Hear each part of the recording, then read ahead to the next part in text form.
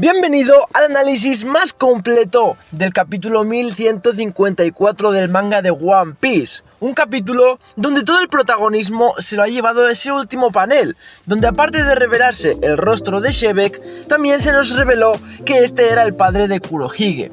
Y no han tardado en aparecer los típicos comentarios que salen cuando hay una revelación en One Piece. No, es que esto era obvio, es que hasta su barco se llama Saber of Xebec, por eso yo ya lo sabía. Pero la verdad es que esto no nos decía nada, solo que conocía de su existencia y que lo respetaba. Pero es que quitando este panel de Xebec, este capítulo está cargadísimo de información importantísima. Así que empecemos directamente con el análisis de este capítulo.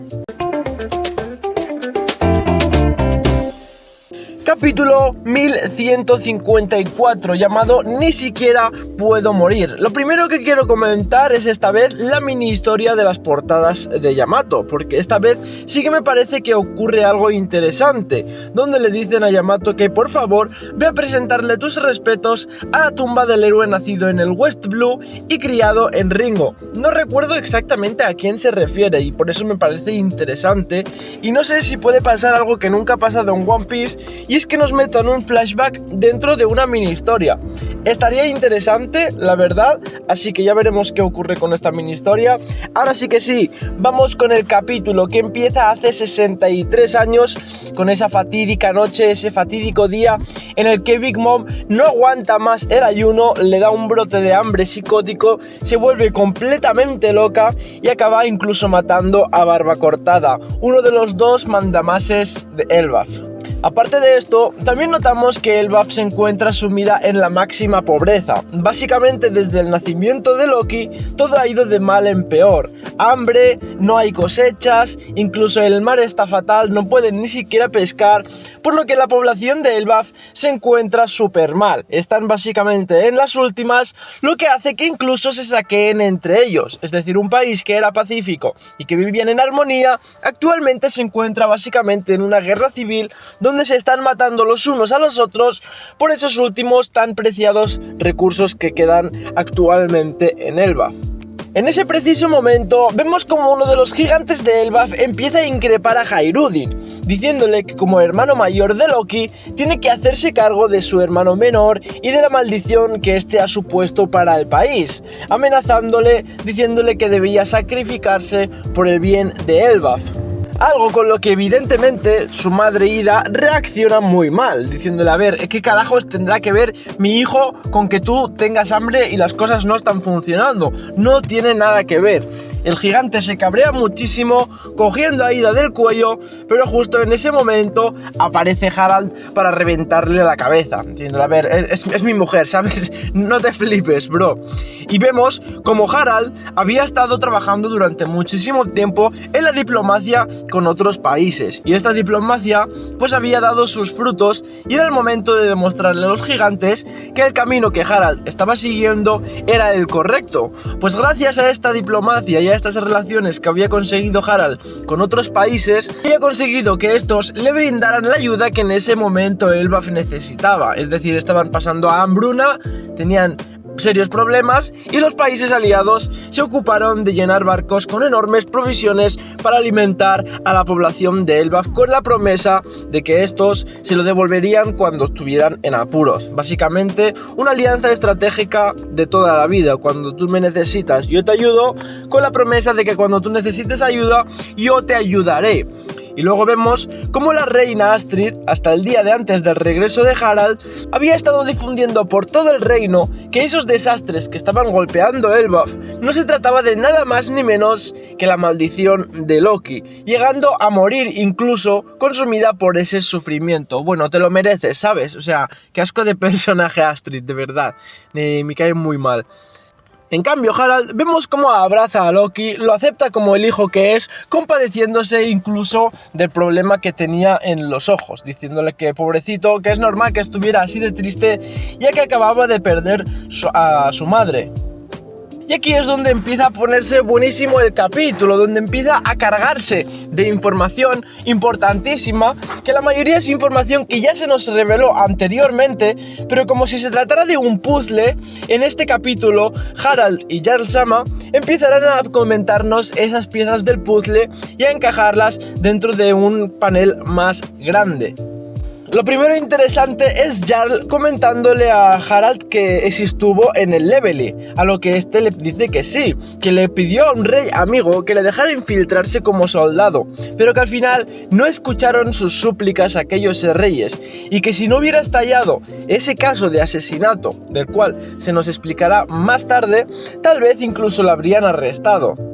Así que supongo que Harald estuvo en el Levely intentando que el gobierno mundial reconociera a Elbaf como parte del gobierno mundial, queriéndose unirse a esa enorme alianza, pero que por algún motivo lo terminaron rechazando. Es decir, en un principio lo que el gobierno mundial quiere ahora, que es contar con Elbaf, en el pasado lo rechazaban. ¿Por qué será esto? Bueno, yo entiendo que es porque lo quieren bajo su yugo, lo quieren como subordinado, no como aliado. Pero esto no es ni de lejos lo más interesante. Hay un momento que Jarl le dice: oye, ¿has oído hablar de la Galila, la compañía de Iceberg Sun en Water 7? A lo que le dice Harald: ese grupo de carpinteros gigantes, los que llevaban enormes martillos, ¿no eran solo una leyenda? Y se ve que no era una leyenda, eran personajes que realmente existieron, probablemente los fundadores de dicha compañía, y se trataba de gigantes guerreros que trabajaban como carpinteros creando la compañía Galila, la cual ahora mismo es de Iversan, pero que por algún motivo fueron capturados, es decir, eran más de 100 guerreros, incluyendo gigantes ancestrales, y todos ellos fueron capturados. Llegando estos a la sospecha común de que tal vez lo que esté pasando aquí no es que el gobierno mundial no quiera aliarse con los gigantes de Elbaf, sino que desde hace tiempo les tengan un rencor del pasado, y que por eso mismo no tenga nada que ver con Harald, sino que simplemente los gigantes la liarían pardísima en el pasado, y que por eso mismo actualmente les guardan tanto rencor que simplemente no pueden perdonarlos. Pero es que hay todavía más, otro comentario de Jarl Sama otra vez, que le dice: escuché por ahí un rumor que un ejército de gigantes fue congelado en algún lugar. Recuerda que pertenecemos a un clan que ha causado daño al mundo. Un clan de gigantes que fue congelado en algún lugar. ¿Os suena un lugar donde hayamos visto gigantes congelados? Correcto, en Punk Hazard vimos a un montón de gigantes congelados. Pensábamos que eran prisioneros de Punk Hazard o lo que sea, pero yo creo que son esos gigantes carpinteros que fueron capturados ahí por algún motivo. Luego, poco a poco, durante el capítulo, vamos viendo cómo el país de Elbaf se va recomponiendo y siendo un lugar mejor gracias a las hazañas de Harald, quien no se para ahí, sino que les dice que su sueño es conectar con todos los países del mundo y que los gigantes vivan libremente en todo el mundo entero. Una situación que lo lleva a estar muy feliz y muy contento, ya que ve cómo está logrando sus objetivos y todos los gigantes de Elbaf le siguen con entusiasmo, todos menos uno, su propio hijo Loki, quien vemos que a pesar de que va creciendo y van pasando los años, sigue siendo incapaz de sonreír, encontrando su único refugio en la violencia. Ya desde pequeñito se junta con los animales del inframundo, quienes parecen ser los únicos en aceptarle en esta isla. Quienes son los únicos que no le ven como un demonio y los únicos que le respetan y no le temen. Así que básicamente Loki se crió hiriendo y destruyendo todos a su paso, y se burlaba de aquellos que eran considerados para él como débiles y que huían. En alguna ocasión Hairudin le plantó cara, diciéndole: vamos a ver, pedazo de patata, no destruyas la aldea que mi padre trabajó tan duro para construir. A lo que él le rechazaba y le decía: ni se te ocurre llamar papá a mi padre, diciéndole que no se crea un príncipe, que él no es de sangre noble, que es de sangre sucia, por así llamarlo, y que es solo un bastardo, llegando incluso a golpearlo. Evidentemente Hairudin no tiene nada que hacer con Loki, quien es un gigante ancestral y le supera ampliamente en fuerza. Y aunque a Loki se le ve feliz con esta actitud de desprecio hacia su hermanastro, la verdad es que esto le está afectando muchísimo, llegando hasta el punto de querer quitarse la vida. Pero como podéis ver en este capítulo, tiene una forma de vida que me recuerda bastante a la de la que creo que es su hermanastro, que es Kaido, en la que básicamente es un ser que vive en la pura violencia, pero el cual no está del todo contento con este estilo de vida, llegando a parecer quitarse incluso la vida, querer quitarse del medio, pero diciéndose a sí mismo, es que ni siquiera puedo morir, quemándole esto por dentro una absoluta barbaridad. Y en ese preciso momento, cuando está en el suelo llorando porque no puede ni siquiera matarse, aparecería el hombre que le cambiaría por siempre. Estoy seguro que en el próximo capítulo veremos cómo los lazos entre estos personajes se hacen cada vez más fuerte. De la nada vemos como una montaña se corta. Y aparecen ciertos personajes que evidentemente nos resultan muy pero que muy familiares. Un jovencísimo Shiki que dice, wow, mirad ese gigante, tiene la cara de un demonio. Y otro joven Shirohige que dice, incluso para ser un gigante es demasiado grande, está llorando. A lo que aparece un personaje del cual todavía no habíamos visto la cara, que es Rox D. Shebeck, diciéndole, oye, responde sí 2 veces, mocoso de mierda, porque esta es la respuesta que quiero. 1, estamos en el BAF, ¿cierto? Y 2, el Harald está aquí, ¿verdad? Y aquí viene pues el desmadre de todo el capítulo, donde básicamente pues la cara de Shebeck es Kurohige, pero con el medio pelo blanco, y abajo pues te lo ponen clarísimamente, para que no te hagas un lío, ¿vale? Futuro capitán de los piratas Rocks y padre de Yonko Kurohige. Vamos a ver, este es el padre del Yonko Kurohige. De Buggy no han dicho nada, por más que me digáis que se parece, no han dicho nada, yo no lo descarto, pero tampoco voy a decir que es su padre porque no le veo sentido. Pero es que lo más importante no es la revelación de este personaje en sí, sino lo que se nos comenta, no sé hablar, estoy loco, sino lo que nos comenta el narrador en la aparición de este personaje. Dice, hace 8 años, durante el Leveling, este hombre conoció a Harald, es decir, Shebeck estuvo en el Leveling. ¿Cómo? ¿Por qué? Bueno, es fácil. Shebeck yo creo que era el rey de Hachinosu, y que ese era un país.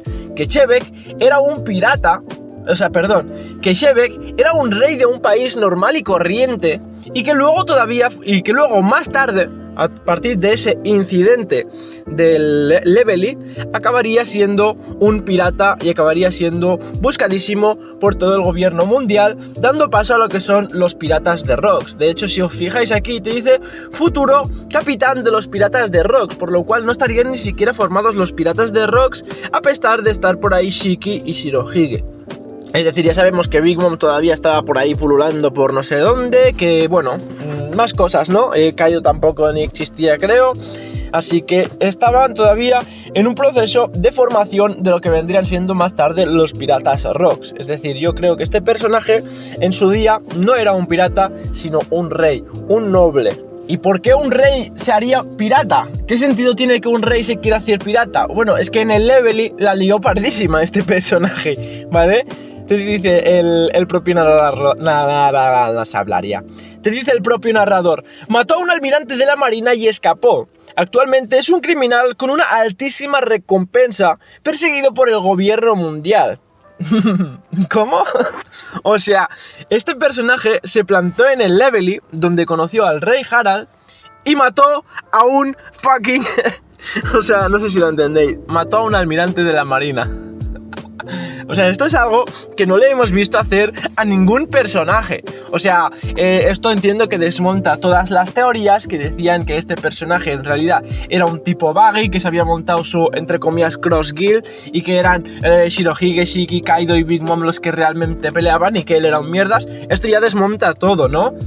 Es decir, yo creo que este personaje era el rey de Hachinosu, gobernaba ahí tranquilamente, se fue a un Leveling donde le dijeron algo que no le gustó, o simplemente tal vez quisieron eliminarlo, porque también existe la posibilidad de que quisieran eliminarlo por su raza, porque existe la posibilidad de que este personaje no sea humano. Ya vemos como el propio Saturno, Gorosei, le dijo a Kurohige, conocemos perfectamente tu linaje, sabemos de lo que eres capaz, sabemos que consumió más de una Akuma no Mi. Es muy probable que este personaje Shebek también pueda consumir más de una Akuma no Mi si se trata de una cuestión de linaje, por lo cual intentarían eliminarlo, y ahí es cuando este personaje se rebelaría contra el mundo, matando a un almirante y haciéndose a la vida como un pirata, y luego pues intentando recobrar venganza contra el gobierno mundial, queriendo pues aliar a todos los países posibles. El primer país que vemos que intenta aliar sería Elbaf, ya que bueno, sabe perfectamente que el gobierno mundial no le hizo caso, y pues si el gobierno mundial no te dice caso, yo estoy haciendo mi propia alianza porque quiero ser el gobierno mundial. Al final ese era el objetivo de Shebek, gobernar todo el mundo entero, por lo cual ser el gobierno mundial, y le dice pues básicamente únete a mí seguramente. Seguramente aquí va a ser cuando el gobierno mundial intente cambiar de opinión, diciéndole, a ver, no, vale, no te queremos con nosotros, pero antes de que te unas con Shebek, sí que queremos unirte, sí que queremos que te unas con nosotros, ¿no? Poderes, no se nos revela nada de sus poderes, aparte de que tiene que estar chetadísimo, porque mató a un almirante. No se nos revela información muy importante. ¿Qué opináis vosotros, Nakamas, de este personaje? ¿Creéis que podría ser también padre de Buggy? ¿Le veis sentido a esa teoría? ¿Qué pensáis que pasó con los gigantes constructores de la Galila? Los de la Water 7. También quiero que me dejéis comentarios sobre estos gigantes. ¿Creéis que Oda profundizará más en ello? No veo por qué nos introduciría estas cosas si luego no va a profundizar más en ellas. Y más cosas que han pasado en este capítulo que quiero que me comentéis, ¿no? ¿En qué momento creéis que el gobierno mundial intentará hacer una alianza con Harald? Porque por el momento parece que están rechazando completamente esta posibilidad. ¿Creéis que es como yo pienso? ¿Que es a partir de que Rox de Shebek intenta reclutarlo para hacer su, entre comillas, propio gobierno mundial? ¿O creéis que será más tarde? Y luego, por último, ¿qué creéis que pasó en esa Levely hace 8 años? Bueno, hace 8 años dentro de este flashback. ¿Creéis que es lo que estoy comentando yo? ¿Que es cierta teoría de que Kurohige, iba a decir Kurohige, es que es igual que Kurohige. ¿Creéis que Shebek era realmente rey de Hachinosu y que realmente pues le intenta atacar el gobierno mundial a él, y ahí es que se rebela y se carga a un almirante y por eso se lanza al mar como pirata y acaba fundando los piratas Rocks? ¿Creéis que es cierta esta teoría? ¿O creéis que los tiros van por otro lado? Recordad que los piratas Rocks todavía no están fundados, simplemente parecen ser un grupo de piratas o de gente que está navegando libremente.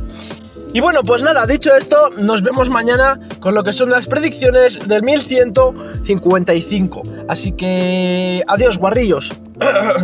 Suscríbete, guarrillo.